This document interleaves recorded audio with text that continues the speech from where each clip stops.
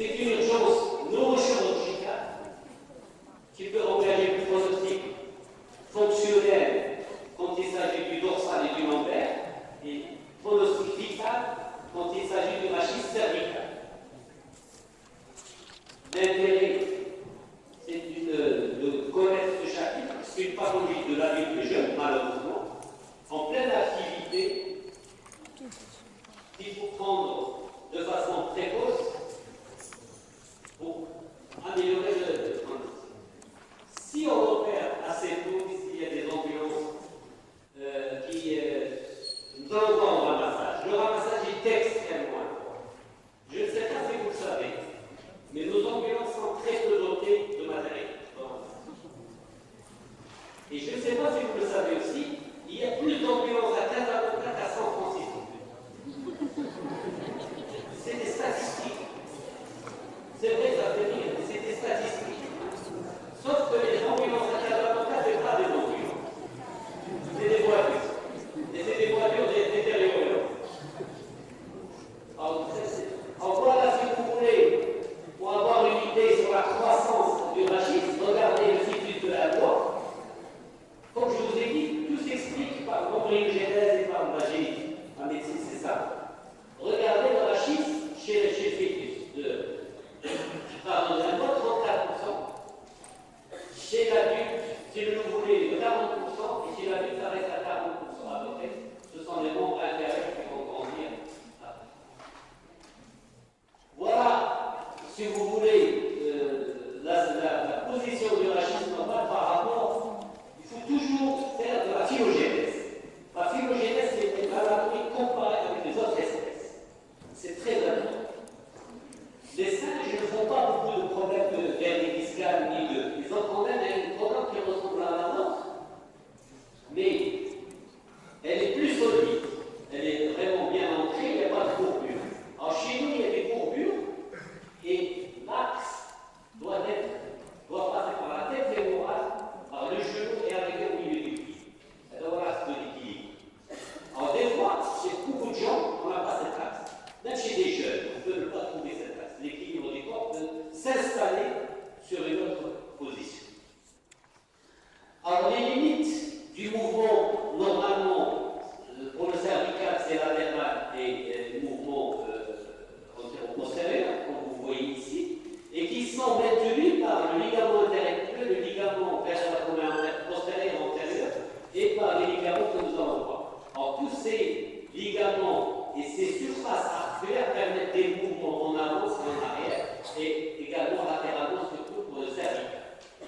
Même pour le lombaire, nous avons ces mouvements de latéralité où les articulaires vont glisser l'une sur l'autre. Mais ça pose un problème quand il y a une compression et glissement. Ça casse.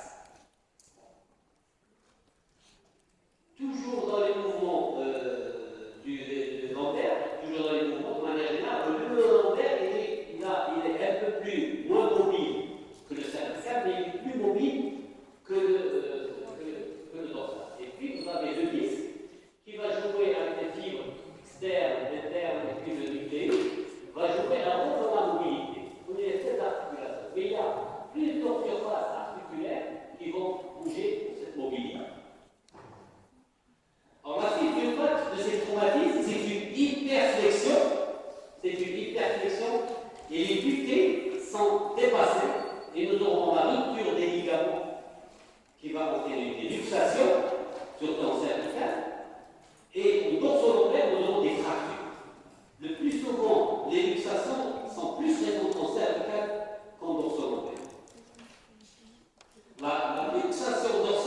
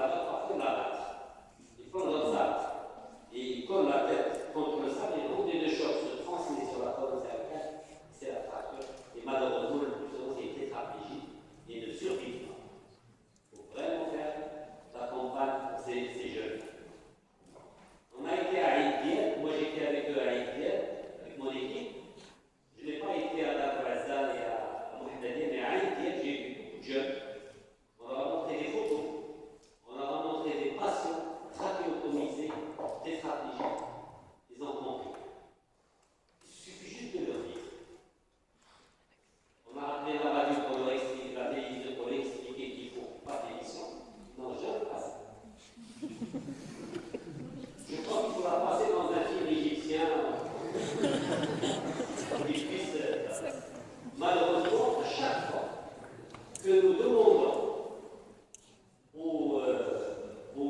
à la radio et à la télévision de faire quelque chose, je ne sais pas si c'est refusé. Ils ne refusent pas, ils n'ont pas le temps. Alors, on a fait du point de vue, vous aurez des lésions militaires, vous aurez des lésions légers. Vous pouvez avoir l'extra-dural sur la boîte. Des lésions radiculaires, c'est des arrachements des racines et des lésions médulaires. Alors, les lésions médulaires,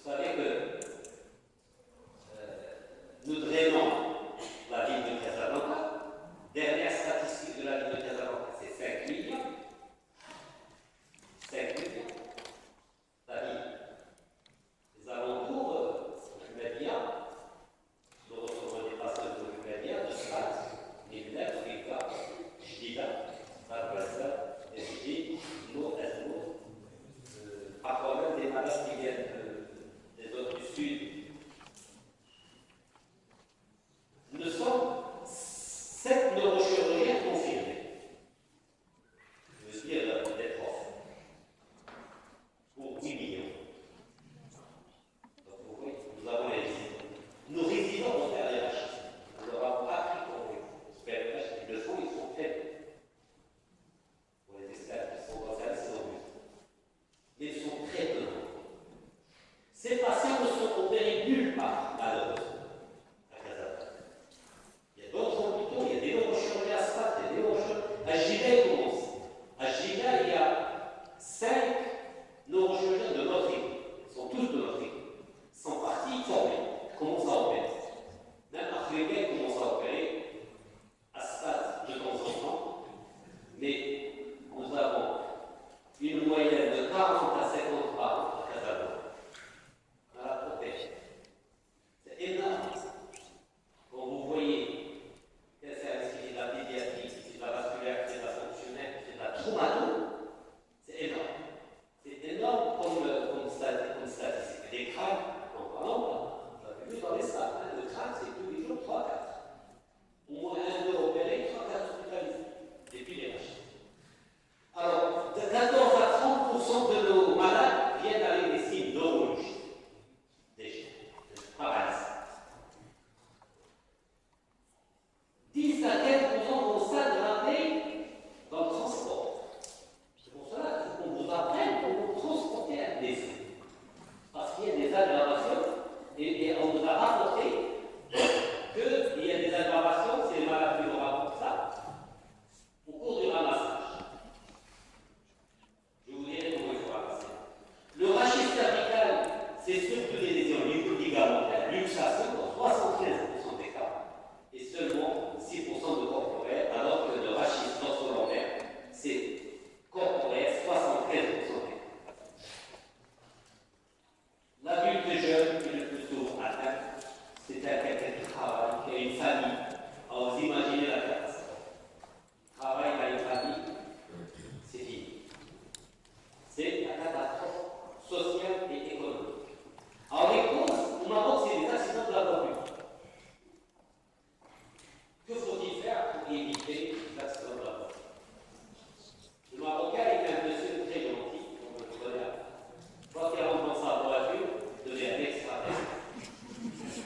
C'est très compliqué cette histoire. Les chutes, c'est surtout les enfants. Les plongeants, malheureusement, il n'y a pas beaucoup d'éducation là-dessus et d'information. Les accidents de travail, on peut en voir, les accidents de travail, les chutes, comme le malade d'aujourd'hui, chute, c'est un maçon, chute, son lieu de travail. Les agressions, c'est des plaies partout, sur la voie linéaire, mais en général, ce n'est pas des fractures de rachis. Et le sport. Alors, le sport le plus pourvoyeur des traumatismes du rachis, c'est les jeux de judo et les sports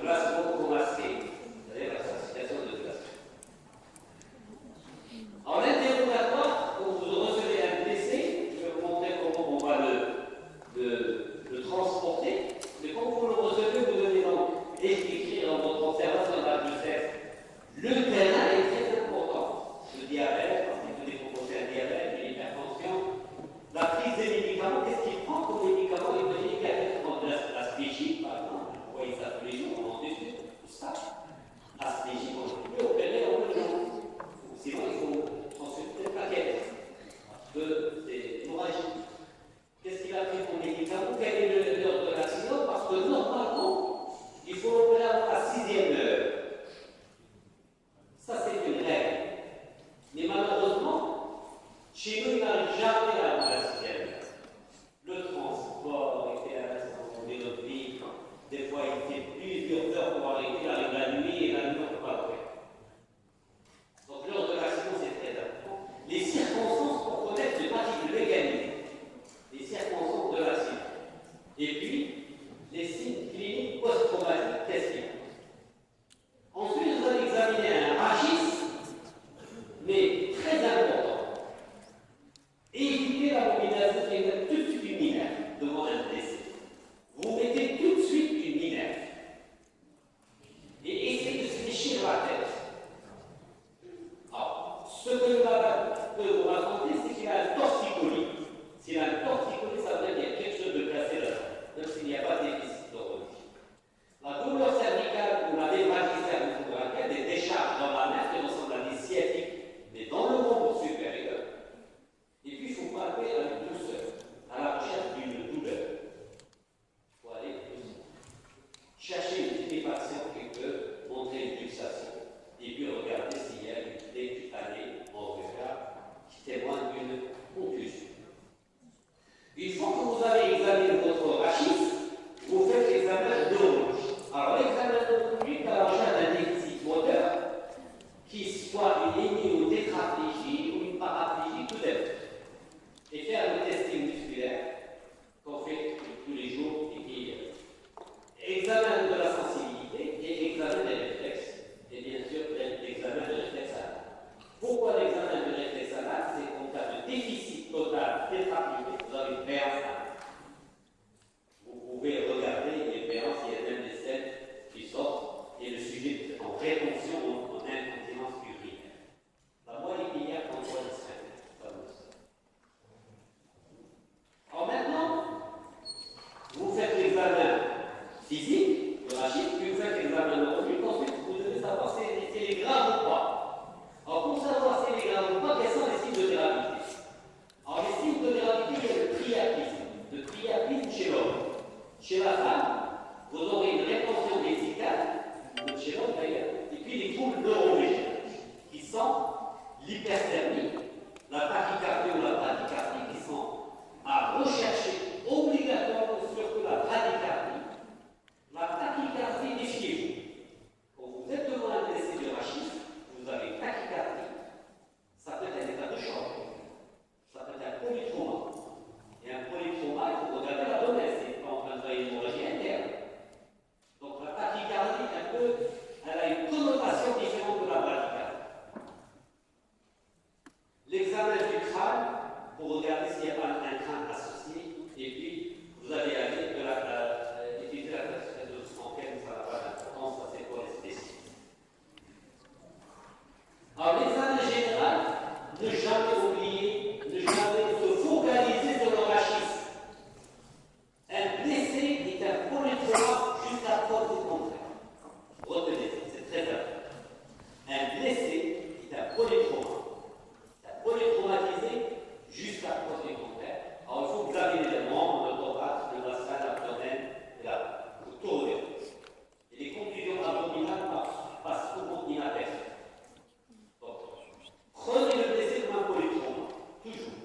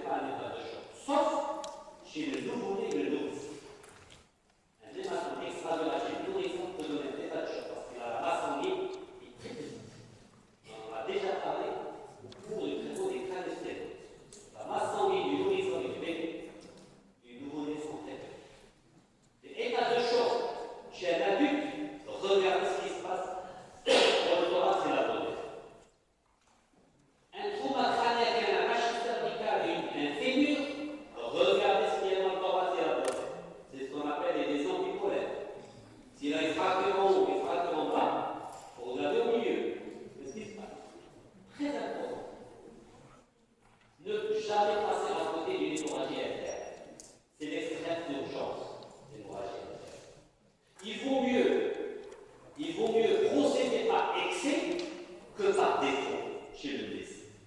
C'est un conseil que je vous donne.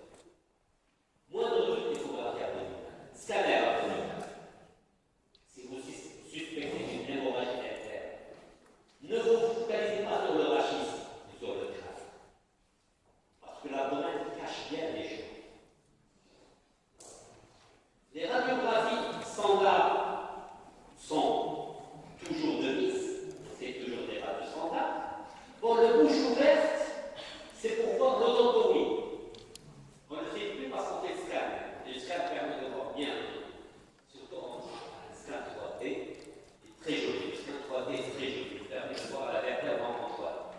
Donc vous pouvez voir la fracture de l'autotomie. Et ces radios vont vous montrer la fracture, le tassement, la luxation ou la fracture en teardrop. Tear, en anglais, ça veut dire la larme. Voilà. C'est la larme qui tombe. Et il y a une fracture qui tombe de la vertèbre comme une larme, qui tombe des yeux. C'est pour cela qu'on va appeler la fracture teardrop. Voilà une luxation cervicale. Et vous voyez, regardez ici, pour interpréter, c'est très facile. Même si vous ne passez pas dans le service, il faut que vous soyez capable d'interpréter les radios. Alors regardez, il faut toujours regarder le mur postérieur, le mur antérieur, la ligne spinolaminaire et la ligne des épineuses, et puis les articulaires. Une articulaire chausse-porte. Elle est chaussée par l'articulaire. Regardez dans cette fixation. Le mur antérieur il est rompu. Le mur postérieur marche l'escalier et l'articulaire est venu là. Elle n'est plus ici. C'est ce qu'on appelle un déchaussement articulaire. Alors, la radio est très importante. Vous voyez que rien qu'une radio, voilà une autre radio avec une fracture corporelle, une espèce de thérotégrose, très positive propre. C'est pas ça, c'est un petit bout ici. Voilà une luxation avérée, avec une marche d'escalier sur le mur antérieur, sur le mur postérieur, et regardez l'articulaire ici. Elle devait être là. Donc cette articulaire est déchaussée. C'est pour ça qu'on parle de déchaussement. Elle n'est plus chaussée par cette articulaire. Et là, vous voyez la ligne spinolaminaire complètement rompue, et la ligne des épineuses pour la remettre. Voilà une autre tassement corporel avec un recul du mur postérieur. Là, on voit le mur antérieur et hop, on voit quelque chose. Le mur postérieur, il y a un recul du mur postérieur de cette vertèbre. La ligne spinolaminaire ne pose pas de problème. La ligne des épineuses ne pose pas de problème. Mais on a une fracture ici. Voilà une fracture bipédiculaire. Là, vous voyez C1. Et comme je vous ai dit, C1, c'est juste une pièce intermédiaire entre le crâne et la colonne. Là, on la voit sur la radio. Elle a un arc antérieur et un arc antérieur et un arc postérieur. En fait, C1, c'était une vertèbre, comme toutes les vertèbres. Mais elle perd son corps. Elle va se détacher de son corps et elle va le mettre sur C2. Et ça sera l'odontomie. Rappelez-vous ce que je vous ai dit au service. C1, la partie supérieure a la même origine embryonique que l'occipital, et la partie inférieure a la même origine embryonique que la partie supérieure de C2. Et vous avez comme ça dans toute la colonne vertébrale. Chaque vertèbre, elle a une double origine. Et elles vont se rencontrer. Et des fois, sur C1, sur C2, on peut deviner une espèce de disque. Pourquoi? Parce que quand C1 a prêté, a donné son corps vertébral à C2, pour qu'il aille se coller, parfois il ne se colle pas bien, et il reste un espace central. Et source de fracture, des fois, du rachis. Ici, c'est une fracture bipédiculaire.